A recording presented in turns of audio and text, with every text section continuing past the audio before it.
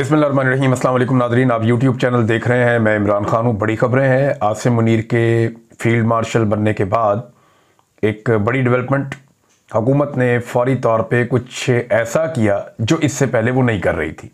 ये मैं आपके सामने रखता हूँ। क्या आसिम मुनीर अब हमेशा जब तक वो ज़िंदा रहेंगे तब तक आर्मी चीफ रहेंगे, और इस ओहदे के मिलने के बाद कानूनी हैसियत क्या होगी, ये भी मैं आपको बताता हूँ। एक बड़ी खौफनाक खबर है और एक बहुत बड़ा एतराफ़ है इसराइल के बहुत बड़े फ़ौजी सरबराह की जानिब से। वो ये बता रहा है कि उन्होंने वहाँ पे गज़ा में क्या किया और कितना बड़ा पागलपन है, ये भी मैं आपको बताऊँगा। अक़वाम मुत्तहिदा की हिला देने वाली एक रिपोर्ट है। इमरान खान कब बाहर आएंगे और उनके बाहर आने का सामान आपको कब होता हुआ दिखाई देगा, एक टेस्ट है जो मैं आपके सामने रख दूंगा और आपको सारी बात समझ आ जाएगी। सबसे पहले नाज़रीन, जो ख्वाजा आसिफ साहब, ये पाकिस्तान के वज़ीर दिफा हैं। वैसे तो ये बॉस हैं आर्मी चीफ के, लेकिन ये बड़ा फ़ख्र करते हैं कि अगर आर्मी चीफ गुजर रहे हैं और ये ट्रैफिक में फंस जाएं। पाकिस्तान में नॉर्मली चीज़ें ऐसे ही चलती हैं, जिसकी लाठी उसकी भैंस। तो ख्वाजा आसिफ साहब ने जनरल आसिम मुनीर के फील्ड मार्शल बनते ही जनरल बाजवा की बैंड बजा दी। ये जनरल बाजवा वो शख्सियत हैं जिनके बड़े एहसानात हैं PMLN पे, ख़ुसूसन नवाज शरीफ साहब पे। नवाज शरीफ साहब ने 2 मरतबा इनको आर्मी चीफ बनाया। एक मरतबा इन्हें आर्मी चीफ बनाया नवाज शरीफ साहब ने अपनी चॉइस पर, और इन्होंने कोशिश की कि नवाज शरीफ को इक़्तिदार दिया जाए, लेकिन अवाम ने ज़्यादा वोटें डाल दी पाकिस्तान तहरीक इंसाफ को, और एक इदारे के अंदर भी एक रिएक्शन था, लिहाजा फिर वज़ीर आज़म पाकिस्तान बन गए इमरान खान साहब। अब उसके बाद जो है वो जनरल बाजवा साहब के नून लीग के साथ ताल्लुकात कभी ख़राब नहीं हुए। जनरल बाजवा साहब की मेहरबानी से नवाज शरीफ साहब पाकिस्तान से बाहर गए, इनकी फैमिली के कई लोग पाकिस्तान से बाहर गए, बल्कि ये तक खबरें आई कि इन्होंने टिकट तक फराहम किया कि जनाब आप निकल जाएं, फ़ौरन सुबह आपकी गिरफ्तारी हो जाएगी। बड़ी मदद की जनरल बाजवा ने शरीफ खानदान की। नून लीग पे इनके इतने एहसानात हैं। ख्वाजा आसिफ तो खास तौर पर 2018 के इलेक्शन में ख्वाजा आसिफ ने खुद कहा कि मैं तो इलेक्शन हार रहा था, फिर मैंने व्हाट्सएप पे कॉल की जनरल बाजवा को, और उसके बाद नताइज बदल गए और फिर ख्वाजा आसिफ साहब इलेक्शन जीत गए। तो इतने एहसानात जिस जर्नैल ने किए हैं PMLN के ऊपर, आज उनका वज़ीर दिफा उस जर्नैल का बैंड बजा रहा है। ये जनरल आसिम मुनीर के लिए सोचने वाली बात है। कल जब आप आर्मी चीफ नहीं होंगे तो ये जमात आपके साथ क्या करेगी, आप सोच भी नहीं सकते। वैसे तो बहुत सारे मीडिया के लोग हैं जो आजकल टाउटगिरी कर रहे हैं। ये टाउट कल आपको दिखाई भी नहीं देंगे, आप तारीख का हिस्सा बन जाएंगे। अगर आप मौजूद रहे और आपने ये सारा कुछ होते हुए देखा, अल्लाह ताला आपको ज़िंदगी दे, तो आपको नज़र आएगा अपनी रिटायरमेंट के बाद के लोग कैसे आंखें फेर लेते हैं। जैसे आज आंखें फेर ली लोगों ने जनरल बाजवा से। इसमें बहुत सारा कुछ सीखने के लिए है। जनरल बाजवा ने उस्मान डार की सीट छीन कर ख्वाजा आसिफ को दी। उस्मान डार ने आज तक जनरल बाजवा को ऐसे बुरा भला नहीं कहा जैसे बुरा भला ख्वाजा आसिफ ने कहा है।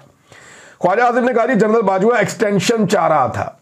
ये बात मैंने बार बार की, और जब जनरल बाजवा साहब एक्सटेंशन लेने के चक्कर में थे तो हम ये खबर देते भी थे कि जनरल बाजवा को एक्सटेंशन चाहिए, जैसा कि हर आर्मी चीफ को चाहिए होती है। जैसा कि मौजूदा आर्मी चीफ ने 1 साल पहले ही 2 साल की एक्सटेंशन ले ली है कि मुद्दत मुलाजमत को बढ़ा के 3 साल से 5 साल कर दिया है।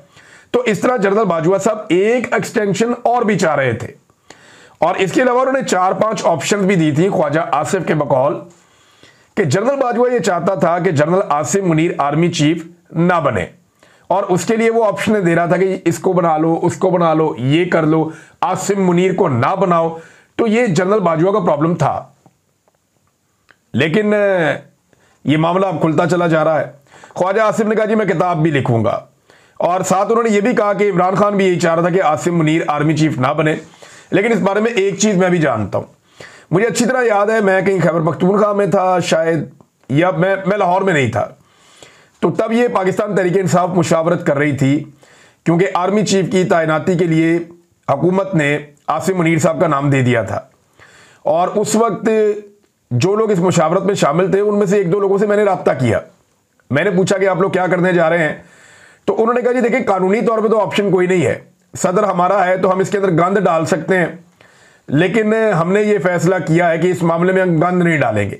हुकूमत का जो फैसला है, जिसे हुकूमत आर्मी चीफ बनाना चाहती है वो उसे आर्मी चीफ बनाए, लेकिन हम अपना पैगाम देंगे कि हम उम्मीद करते हैं कि आने वाला आर्मी चीफ वो सब कुछ नहीं करेगा जो जनरल बाजवा ने हमारे साथ किया। लेकिन बाद में तारीख गवाह है कि जो कुछ पाकिस्तान तहरीक इंसाफ के साथ नए आर्मी चीफ के आने के बाद हुआ, वो तो जनरल बाजवा के दौर में तसव्वुर भी नहीं कर सकते थे। लिहाजा जनरल बाजवा जिसने नून लीग के ऊपर सबसे ज़्यादा एहसानात किए, इमरान खान की हुकूमत इवन गिरा दी और हर तरह की सपोर्ट दी और फौज को एक मुश्किल में डाल दिया, अवाम को और फौज को आमने सामने लाकर खड़ा कर दिया। आज उसी जनरल बाजवा के ऊपर ख्वाजा आसिफ साहब ने जो है वो तोपों का रुख कर दिया है। कल ये चीज़ें एक और जो आर्मी चीफ रिटायर होगा जनरल आसिम मुनीर, ये भी देखेंगे, उसके बाद वाला भी देखेगा। तो जब तक आप चीज़ों में मुदाखलत करते रहेंगे, सियासत करते रहेंगे, सियासतदान आपके कभी नहीं बनेंगे। इन्होंने कभी रिटायर नहीं होना, ये अपना काम करते रहेंगे। ये 30-30, 40-40 साल वजीर भी रह सकते हैं, लंबा अरसा काम कर सकते हैं, ये 4-4, 5-5 दफ़ा वजीर आजम भी बन सकते हैं, लेकिन आप इतना कंटिन्यू नहीं कर सकते जब तक कि आप मार्शल लॉ ना लगा दें। और अब मार्शल लॉ लगाने वाला वैसा टाइम भी नहीं है। एक और नाज़रीन खबर है, ये जो बार बार कहते हैं ना कि ये कौम की जानिब से एक तोहफा है जो आर्मी चीफ को दिया गया है, फील्ड मार्शल का ओहदा, तो ये एक मुतनाज़ बात कर रहे होते हैं। उसकी वजह यह है कि कौम ने तो ये हुकूमत बनाई नहीं, ये तो हुकूमत ही जाली है फार्म 47 के ऊपर। तो जिन लोगों ने ये हुकूमत बनाई है उन्हीं की मंशा पर और उन्हीं की मर्जी के मुताबिक इस हुकूमत ने एक फैसला कर दिया है। इसमें अवाम का कोई लेना देना नहीं है। देखिए, लोगों में बहुत सारे ऐसे होंगे जो इससे खुश होंगे कि इंडिया को तकलीफ हो रही है, तो उन्हें कहते ठीक है, हमने इंडिया को फेंटा लगाया, जरा अच्छा लग रहा है। लोगों में बहुत सारे ये सोच रहे होंगे कि यार पिछले 3 साल हमारे ऊपर जुल्म और जबर हुआ, तब ये आर्मी चीफ ने कुछ नहीं किया, बल्कि ये इन्होंने सहूलतकारी की इस हुकूमत की, इसको सपोर्ट किया, मैंडेट जो है वो भी जो चोरी हुआ पाकिस्तान के सबके सामने, तो लोग बहुत सारे नाराज भी होंगे। तो ये अवाम के खाते में ना डालें, क्योंकि ये हुकूमत ही अवाम की नहीं है, ये जाली मैंडेट वाली हुकूमत है। ये जो भी काम करती है अवाम के खाते में नहीं डाला जा सकता, ये इनकी अपनी ख्वाहिश हो सकती है। अब नाज़रीन सवाल यह है कि नोटिफिकेशन जारी कर दिया गया है, ये नोटिफिकेशन आप देखना चाहते हैं तो ये भी आप देख लें जो नोटिफिकेशन है। और इसमें जनाब बाकायदा ये वजारत दिफा ने नोटिफिकेशन जारी किया काबीना के फैसले के बाद कि फील्ड मार्शल का ओहदा army chief general Asim Munir को मिल गया है। क्या अब आर्मी चीफ रिटायर नहीं होंगे? कानून इस पर क्या कहता है? देखिए, कानून हर चीज़ के ऊपर बोलता नहीं है, लेकिन कुछ चीज़ें सेट पैटर्न के साथ चलती हैं। बिल्कुल ऐसा ही है कि आर्मी चीफ की जब मुद्दत मुलाजमत ख़त्म हो जाएगी तो अगर उन्हें एक्सटेंशन ना दी हुकूमत ने तो वो अपने ओहदे से अलग हो जाएंगे।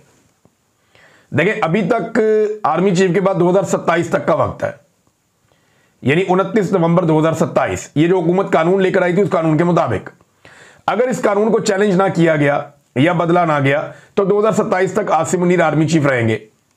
और अगर ये कानून चैलेंज हो गया या बदल गया तो फिर वो रिटायर हो जाएंगे 2025 में 29 नवंबर को, जहां उनकी डेट खत्म हो रही है। और अगर उन्हें एक्सटेंशन चाहिए होगी तो एक्सटेंशन भी वजीर आजम या वो जो सिस्टम है पूरा, वो एक्सटेंशन वहीं से हुकूमत ने देनी है उन्हें, आर्मी चीफ को। तो ये चीज तो होगी क्लियर। अब क्या वो रिटायर होंगे? तो जी वो रिटायर नहीं होंगे। ये मैं आपको एक अजीब चीज बता रहा हूं कि उनकी सर्विसेज खत्म भी हो जाएंगी तो वो रिटायर नहीं होंगे। सादी बात यह है कि वो फौज के 5 स्टार जनरल रहेंगे जब तक उनका इंतकाल नहीं हो जाता या जब तक उनसे ये ओहदा वापस नहीं ले लिया जाता कानूनी तरीके से, तो तब तक वो फौज के 5 स्टार जनरल रहेंगे। फील्ड मार्शल अब वो ताहयात रहेंगे। इंडिया के अंदर जो 2 फील्ड मार्शल उन्होंने बनाए वो ताहयात फील्ड मार्शल थे। जनरल अयूब खान जो है वो ताहयात फील्ड मार्शल थे। लिहाजा आसिम मुनीर साहब को अगर उनसे ये ओहदा कभी वापस ना लिया गया तो वो ताहयात फील्ड मार्शल रहेंगे। लेकिन ये आर्मी चीफ के ओहदे को ताहयात वो कंटिन्यू कर सकेंगे, ये नहीं हो सकता। यहां पे इबहाम पैदा करने की कोशिश की जा रही है। फैसल वाडा साहब और दीगर कुछ और लोग कह रहे हैं जनाब ये तो अब हमेशा चलने वाला ओहदा है और हमेशा रहेगा और वो बड़े बड़े फैसले सारे वही करेंगे, 5 स्टार जनरल बनने के बाद सारे उनके अंडर में आ गए। ये बातें कुछ ठीक है, लेकिन क्या वो हमेशा आर्मी चीफ रहेंगे? ये नहीं हो सकता, क्योंकि आर्मी चीफ की अपनी एक मुद्दत मुलाजमत है, वो एक अलग चीज है। वो जब खत्म हो जाएगी तो वो फील्ड मार्शल रह जाएंगे, लेकिन ये ओहदा खत्म होने के बाद इस ओहदे पे नया आदमी आकर बैठ जाएगा। अब एक सवाल और पैदा होता है कि फर्ज करें एक नया आर्मी चीफ आ जाता है, वो तो 4 स्टार जनरल है, लेकिन सेम टाइम में पाकिस्तान में एक 5 स्टार जनरल भी मौजूद है जो सर्विस में है और वो रिटायर भी नहीं हुए, आसिम मुनीर साहब। तो क्या यानी ये समझ रहे हैं ना बात जो मैं आपको कह रहा हूं? मेरे ख्याल में ये सारे सवालात अपने ज़हन में आप रखेंगे तो इस हुकूमत को एक नई कानून साजी करनी पड़ेगी। लेकिन जैसे ही मेरे ख्याल में हालात बदलेंगे तो ये चीज़ें मज़ीद क्लियर हो जाएंगी। अब ये आपके सामने मैंने रख दिया, फैसल वाडा साहब ने अपना एक मौक़िफ़ दिया इसके ऊपर, हुकूमत ने अपना एक मौक़िफ़ दिया इसके ऊपर। मेरे ख्याल में कुछ छोटा मोटा इबहम है वो दूर हो जाएगा किसी कानून साजी से, लेकिन जो मुद्दत मुलाजमत है वो अब जिंदगी के एंड तक है। लेकिन जो आर्मी चीफ का होता है वो अपना टाइम बार्ड है, वो जब टाइम खत्म होगा वो सर्विसेज खत्म हो जाएगी, रिटायरमेंट नहीं होगी। सादा लफ्जों में मैं आपको कहूं कि सर्विस खत्म हो जाएगी, रिटायरमेंट नहीं होगी। ये है जी इसकी सादी तशरीह जो मैंने आपके सामने रख दी है। नाज़रीन, अब नून लीग ने एक नया रोला डाल दिया। वो रोला ये है कि अवाम एयरफोर्स की ज्यादा तारीफ क्यों कर रही है। खासतौर पर पाकिस्तान तहरीक इंसाफ एयरफोर्स की जब तारीफ करती है तो वो कहते हैं जी इससे फौज में तकसीम पैदा हो रही है। अब जनाब मैं एक सवाल पूछना चाहता हूं कि क्या भारतीय एयरफोर्स की तारीफ कर रही है अवाम? भाई 6-0 का जो स्कोर है वो पाकिस्तान एयरफोर्स ने किया है ना, तो पाकिस्तान एयरफोर्स की तारीफ नहीं करेंगे तो और क्या करेंगे?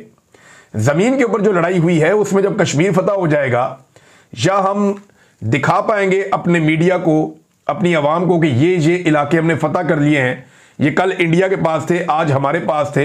देखिए फिजाओं में तो फतह कर लिया ना एयरफोर्स ने, फिजाओं पे उन्होंने कब्जा कर लिया था, कंट्रोल कर लिया था।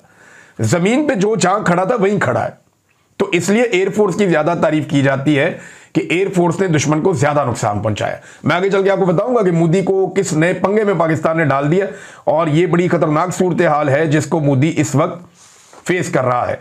लेकिन शहबाज शरीफ ने एक बात की, उन्होंने कहा जी 70 साल का बिगाड़ ठीक करने के लिए सख्त इकदाम करने पड़ेंगे। ये जनाब शहबाज शरीफ साहब ने स्टेटमेंट दिया है। देखिए सख्त इकदाम से मतलब अब टैक्सेस लगाएंगे, लोगों के ऊपर मजीद महंगाई का बोझ डालेंगे। डायरेक्ट टैक्सेस तो ये लगा नहीं सकते, जो टैक्स चोर हैं बड़े बड़े उनको तो ये पकड़ नहीं सकते, माफिया पे ये हाथ डाल नहीं सकते क्योंकि ये खुद माफिया का हिस्सा है। वो मैं इसलिए कह रहा हूं कि इनके चपड़ासियों के और ड्राइवरों के अकाउंटों से अरबों रुपए निकले, ये लोगों से टैक्स वसूल करेंगे। इनकी अपनी औलादें दुनिया भर के अंदर टैक्स डिफॉल्टर करार दी जा रही हैं, ये लोगों से टैक्स वसूल करेंगे। जो टैक्स छुपाने के लिए अपने मुलाजमों के अकाउंटों में अरबों रुपए रखते रहे, जो मनी लॉन्ड्रिंग करते रहे, ये लोग टैक्स वसूल करेंगे आवाम से। ये हमेशा वो रास्ता निकाल कर देंगे कि जो अलीट क्लास है, जो इनकी अपनी क्लास है, उसे कभी टैक्स देना ना पड़े। वो हमेशा टैक्स चोरी करते रहे। दुनिया भर में जो अमीर लोग होते हैं उनसे ज्यादा टैक्स लिया जाता है, गरीबों से कम लिया जाता है। पाकिस्तान में उल्टा निजाम है, गरीब की जेब पे डाका डाला जाता है, सारा टैक्स गरीब से लिया जाता है, उसका खून नचोड़ा जाता है। जबकि पाकिस्तान में अमीर आदमी या ताकतवर लोग टैक्सेस नहीं देते, तनख्वाहदार तबके के ऊपर हमेशा सारा बोझ डाला जाता है और मिडिल क्लास को पीस दिया जाता है। अब नाज़रीन, गजा के हवाले से एक बड़ी खौफनाक इत्तला है, बड़ी अफसोसनाक भी है। ये अक़वाम मुत्तहिदा की रिपोर्ट है, मैं आपके सामने रख देता हूं। अक़वाम मुत्तहिदा ने खबरदार किया है कि मकबूजा फ़लस्तीन के इलाके गजा में ग़िज़ाई किल्लत जो है वो बहुत शिद्दत इख्तियार कर गई है। लोग भूखे हैं। मार्च के आगाज़ से लेकर अब तक वहाँ पे खुराक नहीं जाने दी जा रही। इसराइल ने तमाम किस्म की इमदाद बंद कर दी है कि गजा के अंदर कोई इमदादी ट्रक नहीं जाएगा, कोई इमदादी सामान नहीं जाएगा, खाना नहीं जाएगा, पानी नहीं जाएगा, कुछ नहीं जाएगा। गजा के अंदर जितनी दवाइयाँ और खुराक मौजूद थी सब किल्लत हो गई है, लोगों को कुछ भी मुयस्सर नहीं है वहाँ पे। सूरत हाल ये है कि अगले 48 घंटों में अगर गजा में ग़िज़ा ना पहुंची, इमदाद ना पहुंची, तो अक़वाम मुत्तहिदा की रिपोर्ट के मुताबिक 14,000 बच्चे मर सकते हैं, 14,000 बच्चे शहीद हो सकते हैं। एक लम्हे के लिए सोचिए, 14,000, इंसान की रूह कांप जाती है। यह अक़वाम मुत्तहिदा की रिपोर्ट है, कोई अपने से मैं नहीं आपको बता रहा हूं। वो ये कहते हैं कि फौरी तौर पे इमदाद पहुंचनी चाहिए। अगर अगले 48 घंटों में इमदाद ना पहुंची तो 14,000 बच्चे शहीद हो सकते हैं। इसके ऊपर बरतानिया के जो वज़ीर आज़म है उन्होंने भी इसके ऊपर आवाज़ उठाई है, यूरोप ने भी इसके ऊपर बात की है, अरब ममालिक ने डोनाल्ड ट्रंप से भी बात की है, लेकिन उन्हें इमदाद नहीं जा रही। एक वीडियो गर्दिश कर रही थी सोशल मीडिया पे जहां ये क्लेम किया जा रहा था कि ये चाइना ने इमदाद भिजवाई है गजा के लोगों को। तो हमें अपने आप को बेवकूफ़ नहीं बनाना चाहिए, वो फेक वीडियो है। चाइना ने कोई इमदाद गजा के शहरियों को नहीं भिजवाई। फ़लस्तीन में, गजा में वो विजुअल जो हैं वो मार्च 2024 के विजुअल्स हैं, जब अमेरिका ने गजा के शुमाली हिस्से में एयर ड्रॉप की थी इमदाद। ये वो मनाजिर हैं और इस वक्त किसी किस्म की कोई इमदाद नहीं जा रही। 20 ट्रक इमदाद के वहाँ खड़े हैं इस इंतज़ार में कि उन्हें इजाज़त मिले और वो गजा में दाखिल हो, लेकिन इसराइल उन्हें दाखिल नहीं होने दे रहा। वहाँ से लोग बड़ी बुरी हालत के अंदर गजा से छोड़ के निकल रहे हैं, उनके जाने के लिए कोई जगह नहीं है, अपने आप को महफूज बनाने के लिए कोई ठिकाना नहीं है। और ये सारा जो एक जंगी जनून है, इसके ऊपर इसराइल के एक अपने फौजी ऑफिसर ने बहुत बड़ा इंकशाफ किया है। ये इस शख्स का नाम है यायर गोलान और ये इसराइली फौज के साबिक नायब सरबराह है और डेमोक्रेटिक पार्टी के मौजूदा लीडर भी हैं। यूनिफॉर्म में आप इसकी तस्वीर भी देख सकते हैं। अब ये इसराइली फौज का आदमी है, इसने लंबा अरसा जंगों में हिस्सा लिया है, फ़लस्तीनियों के ऊपर बहुत अटैक भी किए हैं। यायर गोलान इसका नाम है। इसने जो खबर दी या जो इसने इंकशाफात किए वो मैं आपके सामने रख देता हूं। इसने कहा कि इसराइल एक पागल रियासत बन रहा है, अगर अब भी होश ना आया तो दुनिया हमारा जनूबी अफ्रीका जैसा बाइकआउट करेगी। उसने खबरदार किया कि अक्लमंदाना तर्ज अमल इख्तियार ना किया गया तो आलमी बरादरी में हम एक ऐसी रियासत बन जाएंगे जैसा कि माजी में जनूबी अफ्रीका था, जहां पर नस्ल प्रस्ताना किस्म की इकदाम किए गए थे और पॉलिसियां बनाई गई थी। यानी उसने कहा एक समझदार मुल्क ना तो निहत्ते शहरियों से जंग करता है, यानी ये बात तस्लीम की कि फ़लस्तीनी निहत्ते शहरी हैं और इसराइल कोई समझदार मुल्क नहीं है, क्योंकि अगर समझदार मुल्क होता तो वह निहत्ते शहरियों के साथ जंग ना करता और ना ही बच्चों को मारना उसका मशगला होता है। हम गजा में बच्चों को शौकिया कत्ल करने वाली पागल रियासत बन चुके हैं। ये साबिक इसराइली फौजी सरबराह जो है उसने ये स्टेटमेंट दिया है और इसराइल का पोल पूरी दुनिया के सामने खोला है। इस पे इसराइल में तनकीद हुई तो उसके बाद इसने कहा जी नहीं, मैं फौजियों को नहीं कहा, मैंने जो भी कहा हुकूमत की पॉलिसियों को कहा है और हुकूमत अपनी पॉलिसियां ठीक करे। अब सूरत हाल इसराइल की मैंने आपके सामने रख दी। अब तक की जो इसराइल ने कत्लो गारतगिरी की है उसमें 53,500 शहादतें अब तक रिपोर्ट हुई हैं और ये वो हैं जो रिपोर्ट हो चुकी हैं, जिनके नाम और उनके चेहरे हर चीज़ मौजूद है। इस लड़ाई में 53,500 फ़लस्तीनियों की शहादतें हुई हैं, जिनमें अक्सरियत बच्चों की और ख़वातीन की है। ख़वातीन ने कुछ ने ये पैगाम भिजवाया इंटरव्यूज़ में कि हमारे बच्चे लगातार कमज़ोर होते चले जा रहे हैं, उनकी क़ुव्वत मुदाफ़ियत कम हो रही है और अक़वाम मुत्तहिदा ने कहा कि अगले 48 घंटों में अगर गज़ा के अंदर इमदाद ना पहुंची तो 14,000 बच्चों की जानें जा सकती हैं। नाज़रीन, अब उस खबर की तरफ आ जाएं जहां मैंने आपको बताया कि पाकिस्तान ने मोदी को एक ऐसी मुसीबत चिपका दी है जिससे उसकी जान नहीं छूट रही। इंडिया में जो पार्लियामेंट का सेशन हो रहा है उसमें सारे के सारे रल मिल के मोदी को पड़ गए हैं और 2-4 चीज़ें बहुत क्लियरली वहां पे हो रही हैं। नंबर 1 तो जो राफेल की डील है उसके ऊपर सवालात उठाए जा रहे हैं कि आपने ऐसा तैयारा क्यों लिया जो पाकिस्तान का मुकाबला नहीं कर पाया या जो चाइना के बनाए हुए तैयारों का मुकाबला नहीं कर पाया। तो ये क्योंकि मोदी की अपनी डील थी और मोदी ने इसके ऊपर बड़ी पॉलिटिक्स की थी, तो वो पॉलिटिक्स उनके सामने आ रही है, उनके बयानात निकाल के चलाए जा रहे हैं और नरेंद्र मोदी को रगड़ा लग रहा है राफेल पे। और नरेंद्र मोदी की जो पसंदीदा डील है राफेल की कि मजीद 26 तैयारे उन्होंने राफेल की लेने थे, वो तैयारे भी अब लेने का मामला मुश्किलात में पड़ रहा है। नंबर 2, भारत की हुकूमत जिसे पहले बहुत शौक था कि वो जंग करे, यानी वो जंग के पाकिस्तान कह रहा था ना करो ना करो ना करो, हमने बहुत मना किया इन्हें, हमने दुनिया के मुल्कों को बीच में डाला, हमने कहा जी आप हमें सबूत दे दें। तो वो भारत जिसे बहुत शौक था जंग करने का, अब उसे जो अपोजिशन है वो जबरदस्ती जंग की तरफ धकेल रही है। उन पर बहुत शदीद दबाव है कि वो जो ऑपरेशन सिंदूर था जो बाद में उजड़ा हुआ सिंदूर हो गया, तो वो जो ऑपरेशन सिंदूर था उसे दोबारा शुरू किया जाए।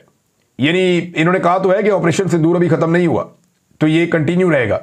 तो अब उनके ऊपर दबाव है कि जनाब दोबारा शुरू करो और अमेरिका की सालिसी का फौरी तौर पे भारत इनकार करे। और ट्रंप पे और मोदी पे शदीद तनकीद की गई है भारत के अंदर। उल्टा जो कश्मीर का मसला, वो ये कह रहे हैं कि कश्मीर का मसला हमारा और पाकिस्तान का मसला था, हमने हल करना था, ये मसला आपने आलमी सतह के ऊपर दोबारा उजागर करवा लिया। ये भारत ने अपने पांव पे कुल्हाड़ा मारा।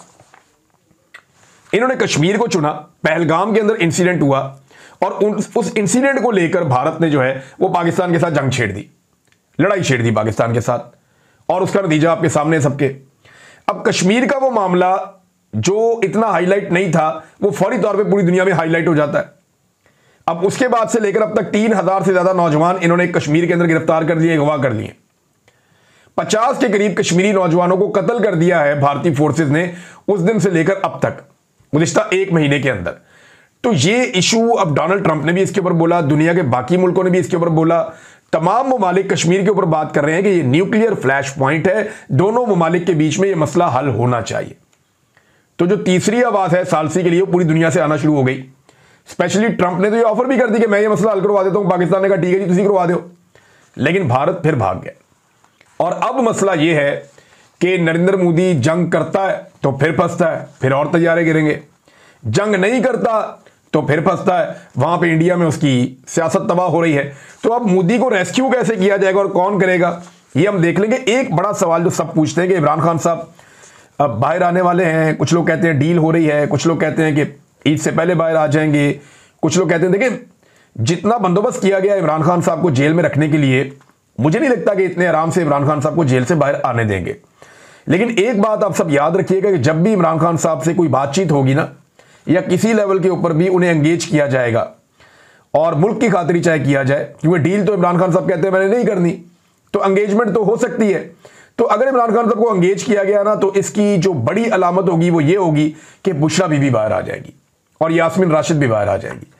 क्योंकि ये दो खवातीन की जो गिरफ्तारी है ना, ये इमरान साहब बड़े बोझ के तौर पे अपने ऊपर देते हैं। इमरान खान साहब, उन्हें लगता है कि ये खवातीन को ज्यादती की है, इनको बंद नहीं करना चाहिए था। बार बार वो इन खवातीन का नाम लेते हैं, खासतौर पे वो बुशरा बीबी के बारे में कहते हैं कि मेरी बीवी को जेल में रख के मुझे बहुत तकलीफ दी गई है, और वो इसका तस्करा बार बार करते हैं।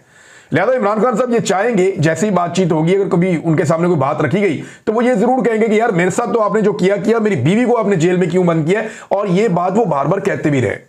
तो जब भी कभी मामला आगे बढ़ेगा ना, याद रखिएगा सबसे पहले बुशरा बीबी जेल से बाहर आ जाएंगी, फिर हम आपको बता पाएंगे कि इमरान खान साहब कब तक बाहर आ रहे हैं। अब तक के लिए इतना ही। अपना ख्याल रखिएगा, अपने चैनल का भी। अल्लाह हाफिज।